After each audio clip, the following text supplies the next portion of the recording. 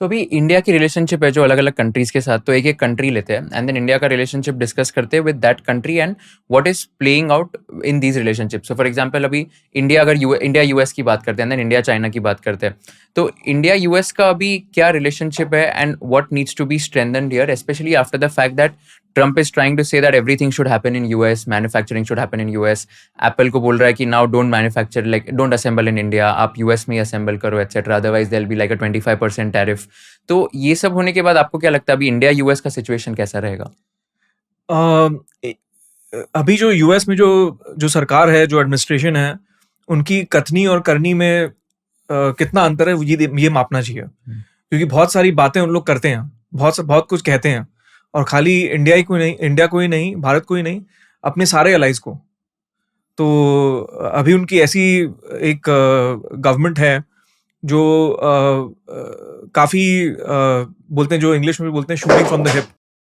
तो उन लोग कुछ कह देते हैं और फिर उसके बारे में सोशल मीडिया पे बहुत कुछ बातें होती है, फिर एक महीने बाद और कुछ बोल देते हैं, फिर उसके बारे में कुछ डिस्कशन होता है। तो उन लोग क्या कर रहे हैं, मैं उसके ऊपर ज़्यादा एम्फोसिस दूंगा, ना कि इसके ऊपर कि डोनाल्ड ट्रंप ने आज क्या ट्वीट किया।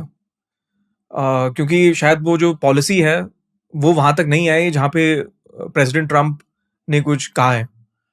तो जिस दिन वहाँ पॉलिसी आ जाएगी उस दिन अलग स्थिति होगी ऑब्वियसली, पर अभी के समय में जो है वो जो कह रहे हैं और उनकी जो नीतियां बन रही हैं उसमें कुछ फर्क है अभी भी। और ये उनका एक स्टाइल है, मतलब ये उनका एक तरीका है। बहुत लोग कहेंगे कि सही तरीका नहीं है, राष्ट्रपति को ऐसे नहीं करना चाहिए, वैसे नहीं करना चाहिए, पर ये उनका है तरीका, उसका हम क्या कर सकते हैं। और जैसे मैंने कहा, भारत ही नहीं, इंडिया ही नहीं, बहुत सारे और जो बहुत करीबी अलाइज हैं अमेरिका के, वो सारे इसमें दबोचे जा रहे हैं उनके इस तरीके से। तो देखते हैं वो क्या करते हैं। जहाँ तक इलेक्ट्रॉनिक्स मैन्युफैक्चरिंग का सवाल है अमेरिका में, मेरे को नहीं लगता है वायबल है, और ये करना भी क्यों चाहेंगे, ये एक बहुत बड़ा सवाल है। मतलब why would you want to do it.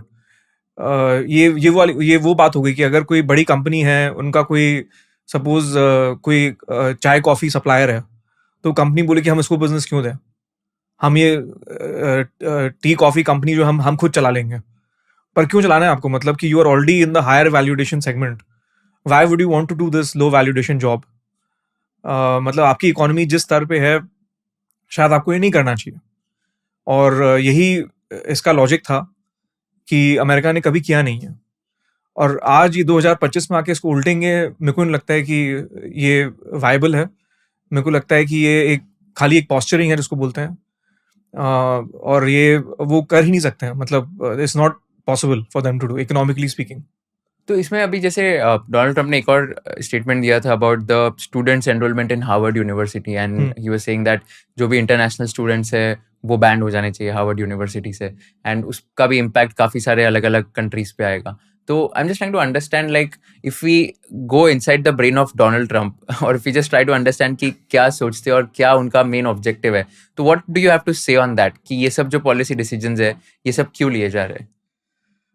ये तो कहना बहुत मुश्किल है, क्योंकि वो, इफ आई मे से सो, शायद कोई भी नहीं जानता है, शायद वो खुद नहीं जानते हैं।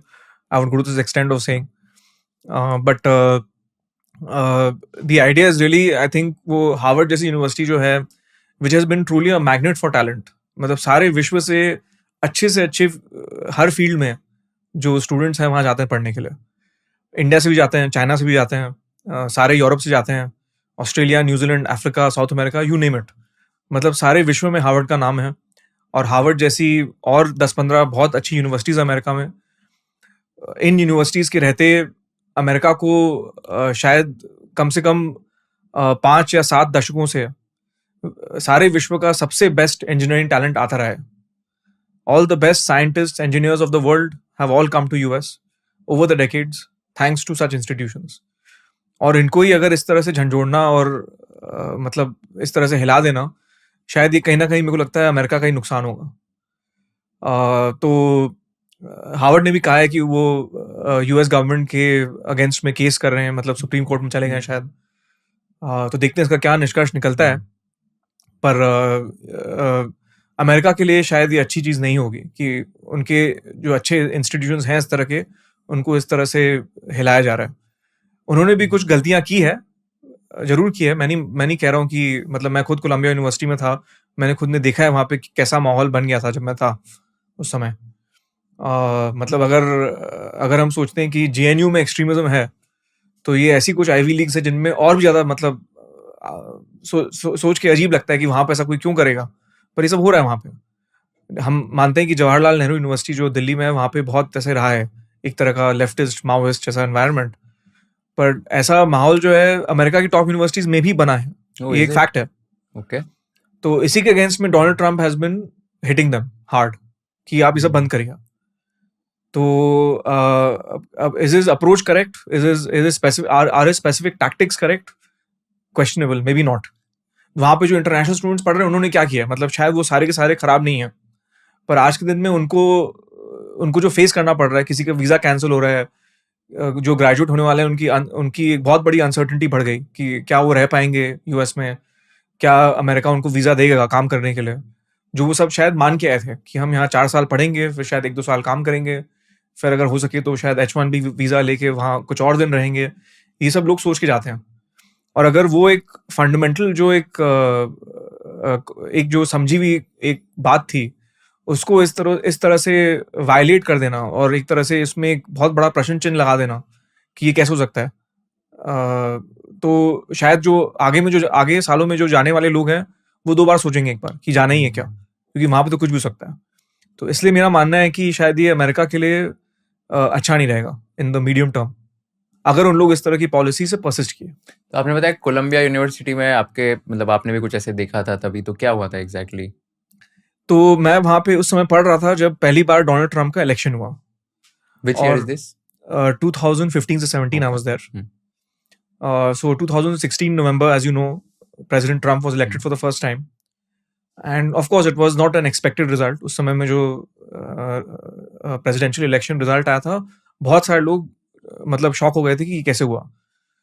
पर ठीक है, मतलब हमने सोचा मैं और कुछ और जो इंडियंस थे, ठीक है हो सकता है इलेक्शन में, हमने भी देखा है भारत में होता ही है, हम सोचते हैं कुछ और हो जाता है।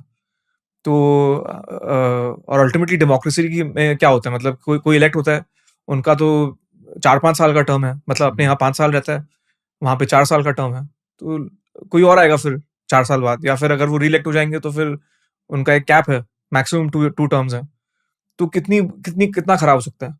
पर मैंने जो वहाँ कैंपस में देखा was really something eye opening for me, कि the kind of environment of total gloom and doom is something which I have not witnessed. मतलब ऐसे जो you are seeing adults crying, you are seeing people in tears, protesters in tears and going totally hysterical, मतलब बौखला गए हैं सब। और university से आपके पास बार बार ईमेल आ रहा है कि हम समझते हैं आपकी हालत क्या है, अगर आप चाहें तो you can come and pet puppies, we have got puppies for you to give you therapy. और मैं सब पढ़ के सोच रहा हूँ सब क्या कर रहे हैं लोग, मतलब क्यों, एक इलेक्शन का ही रिजल्ट ही तो है ना अल्टीमेटली, और क्या है, मतलब ऐसा कोई थोड़ी है कि बहुत बड़ी कोई दुर्घटना हो गई, कोई बड़ा नेचुरल डिजास्टर हो गया, ऐसा कुछ नहीं है। Ultimately if you just think about it, just an election result. और उसके बाद क्या हुआ, 4 साल बाद दूसरे राष्ट्रपति आ गए, प्रेसिडेंट बाइडेन जीत गए, Democrats one the election. So what was the reaction of Trump getting elected was something which as a international student I was very surprised to see, because I guess in some ways हम अपने democracy में तो देखते हैं सब कि कौन कौन यहाँ पे चीफ मिनिस्टर प्राइम मिनिस्टर बने हुए हैं, वो आप जानते हैं, तो it doesn't really shake us in that way कि समथिंग अनटुवर्ड हैज हैपेंड और something unexpected has happened in an election.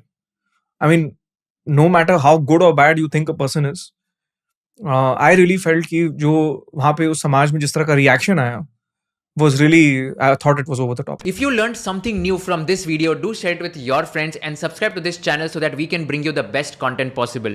Also, if you want to watch this entire episode, click on the link in the description box and you can go to Kushal Lodha YouTube channel and watch the entire podcast episode. Thank you so much for watching this and have an amazing day.